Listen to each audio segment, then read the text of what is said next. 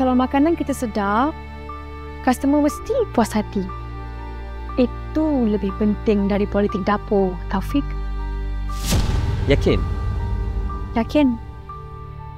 Teruskan. We'll see.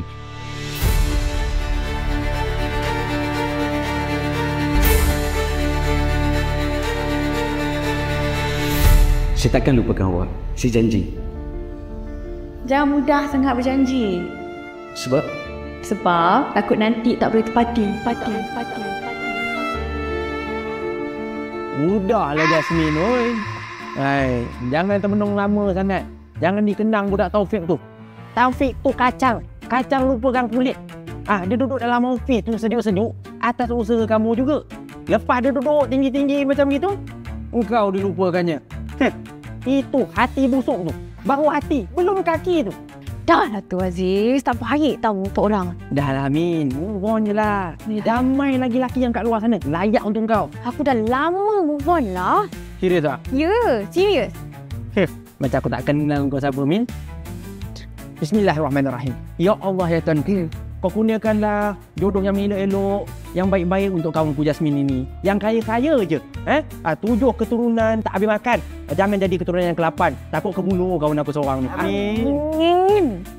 Dah lah. Kau pergi hantar makanan ni, dia cakap kamu marah pula. Go. Yulah. Aziz. Ni, pergi sana, bukan sini. Tahu dah.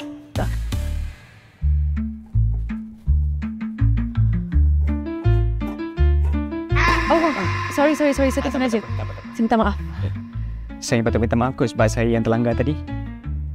Tak. Awak first day ke kat sini? Ya, saya pun sedih kerja kat sini. Oh, kesian. Baru first day dah kena shift malam. Oh tak, saya memang minta shift malam sebab saya nak buat siasatan sikit. Siasatan? Awak nak buat siasatan apa? Saya nak buat cucian kumbahan. Kumbahan? Cucian kuman? Ya, saya nak buat cucian kuman. Deep cleaning? Ya, deep cleaning itu dah saya nak cakap tadi. Oh, cakap lah deep cleaning. Tapi, bukan ke selalunya deep cleaning orang buat bila restoran dah tutup? Sebab tu saya cakap tadi, saya kena buat siasatan dulu, baru saya boleh buat deep cleaning sebab saya nak tahu kuman tu kat mana. Baik. Okey, tak apalah. Awak lagi faham kerja awak. By the way, Jasmine. Jasmine? Bukan. Maksud saya, nama saya Jasmine. Oh, nama awak Jasmine. Nama saya King Crab. King Crab? Bukan, King Crab tu makanan. Nama saya Ikram. Ya, nama saya Ikram. Ikram. Wow, okey Encik Ikram. Okeylah, saya sambung kerja dulu ya. Okey. Saya pun nak kena sambung balik ni. Healing. Yeah. Seharum bunga